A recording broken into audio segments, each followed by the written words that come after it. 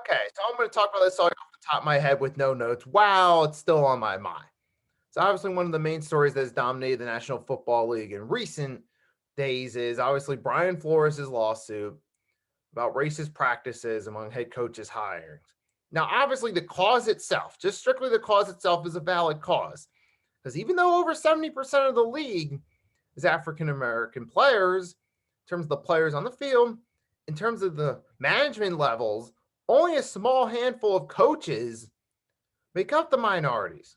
It is primarily a white boys club, for lack of a better term, from management standpoint.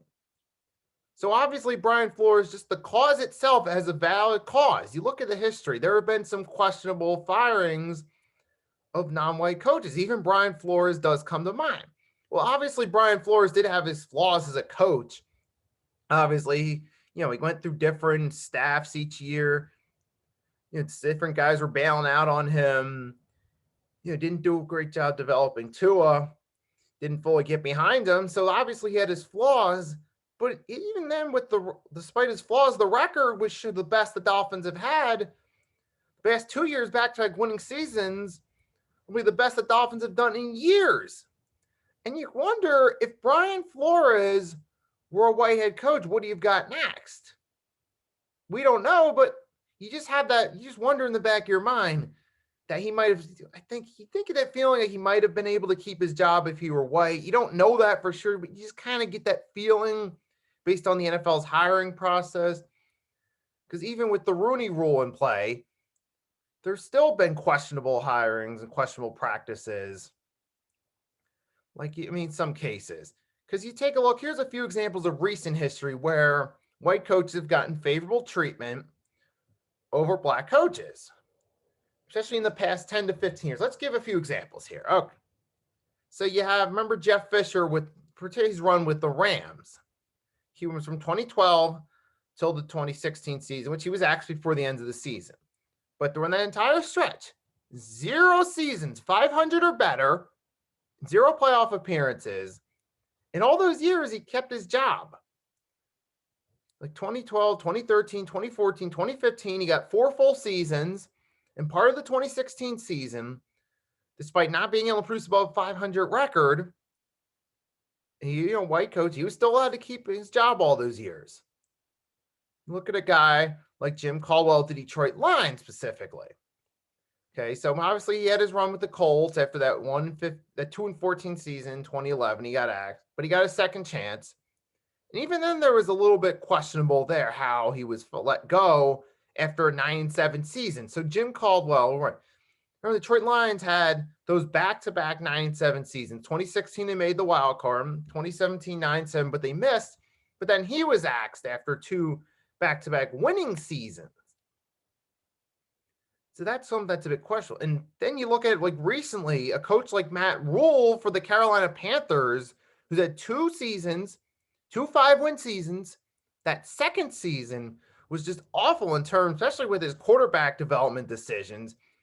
What he's doing between Cam Newton and PJ Washington, well, not quarterback development, but his quarterback deciding who he's going to go with as a starter. He there was some games he would start one guy, bench them, then bench the other guy, bring in the starter back in, then bench the starter again, bring the backup back in. Remember with Cam and PJ Washington? Remember that game? Was it the game against Washington where he did that? I started Cam, benched him, put in PJ, bench PJ, put in Cam, bench Cam again in the same game? How is this guy still allowed to come back for year 3 when you look at the decisions he made? You can't help but wonder, if Matt Rule were a black coach, do you think he'd be allowed back with Carolina Panthers for a 3rd year? And there's so many question marks in terms of decisions that were made. Like even Lovie Smith, when he got fired after that 10-6 season. Now, obviously the Bears, they started off that season strong. They collapsed late, and they missed the playoffs because of it in Lovie Smith's final year in Chicago. But you can't help but wonder, if Lovie Smith were white, would he have still been allowed to come back for 2013 season? And there's so many question marks in recent history. Not to mention, out of the 32 owners in the National Football League, zero African-American owners, 0. So obviously, you look at the history, Brian Flores' cause certainly has validity to it. It's certainly an issue that needs to be talked about. How, in spite of the fact that over 70% of the players are Black and slash African American, only a handful of coaches get hired that fit that description, get hired, or they rarely get hired, or they get fired quicker than their white counterparts would. Like, obviously, you can see some examples. Sometimes even coaches that are fresh off winning seasons get fired that are non-white. Like you see Lovie Smith and Jim Caldwell, but then some coaches that have, like Jason Garrett or Jeff Fisher, continue to get longer than they should. And there's definitely some validity to it. It's definitely something that needs to be talked about more on a mainstream scale. Definitely needs to be talked about more. Because in spite of the fact that over 70% of the players, like I said, are Black, the coaching are primarily white. And even when they do hire non-white coaches, they usually get fired a lot quicker than white coaches would, whereas white coaches are usually allowed to get, allowed a second chance or a third chance with the same organization. Sometimes they overstay their welcome longer than they should. I mean, I thought of Jeff Fisher, Matt Rule's examples. Oh, you could argue, who's some other example? I mean, you can argue, like Mike McCarthy's a good example. Now, people point out to the fact, well, Mike McCarthy has a Super Bowl win with the Packers as their head coach, and that is true. But when you really look back on it, you look at Mike McCarthy's coaching style, it wasn't so much Mike McCarthy as it was Aaron Rodgers that was the contributing factor to that Super Bowl win. It was more so Aaron Rodgers than it was Mike McCarthy. We had a guy like Mike McCarthy, in spite of some of his flaws, he was still a favorite for a head coach candidate after his tenure with the Packers ended.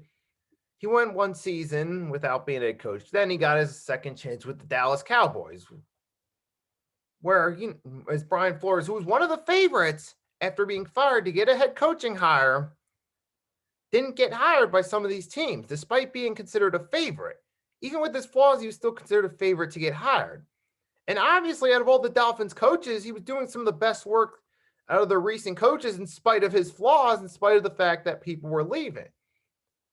But it makes you wonder, though, if Brian Flores were white and he had some of the same flaws as a coach, and he had the same favorability based on his records with the previous team he had coached, would he have gotten the job?